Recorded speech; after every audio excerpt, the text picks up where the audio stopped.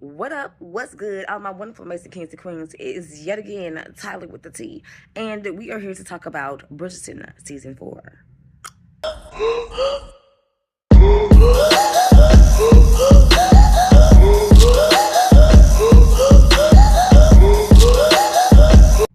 Your girl is back with some more TBT. Let's discuss my hopes and fears for Bridgerton season 4 because season 3 really let you go down. So let's begin with the fears because that's more fun.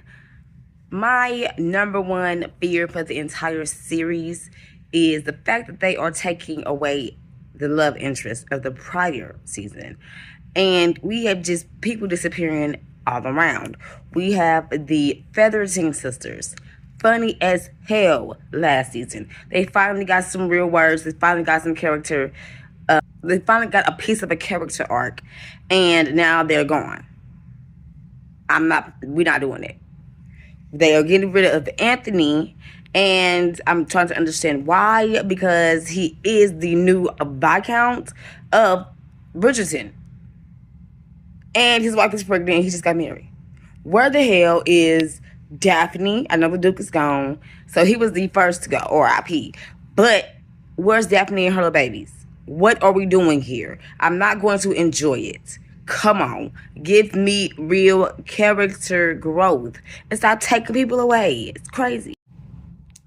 My hope this season is that though we are taking people away and the characters we have grown to love are no longer going to be there, I'm hoping that the new characters get a little more story. Like the the black folks. Let's call them black folks. Last season, they didn't get much story at all. And the story they did get was boring and not about nothing. And it is so much to tell with a poor family gets a title, gets a name at the time. You know what I'm saying? So I wish they would do more with that. That is a true hope.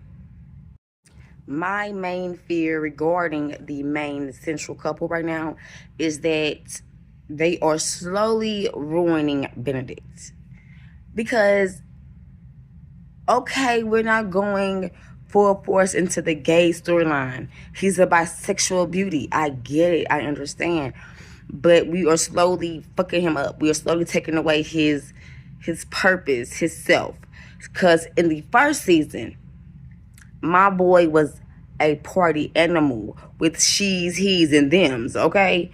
At the same time. The next season, last season, he's bashful and embarrassed to sleep with a man and a woman. And now this season, I fear that they are going to side pass that completely and not give any attention to it. And just make it like he was never that. And like he's every other Bridgerton boy and he's not. It's very upsetting. And I hope and that this fear is not going to be seen on screen, okay? On to our next hope for Bridgerton season 4. Eloise. I did not like her last season. I did not. Hopefully they're going to sidestep that and bring back our good old girl, okay? I'm hoping that this season is her jump off. I'm hoping that they bring her back down to earth where she was originally, ground her a little bit more. I understand the crest of the thing, but she really turned me off. And I did not enjoy her last season.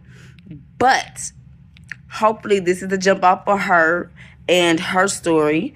And it gives us, and it does the series justice. Let's put it like that. Another fear of mine. So last season, the writing threw me. I was like, oh no. Every episode, it got worse for me.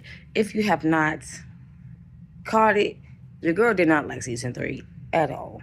As a avid fan and love of seasons 1 and 2, I was highly disappointed. And that's mainly because of the writing. So my fear is that we continue on with the same old bullshit. I don't have time for it. If I feel it, I probably want to get finished the season.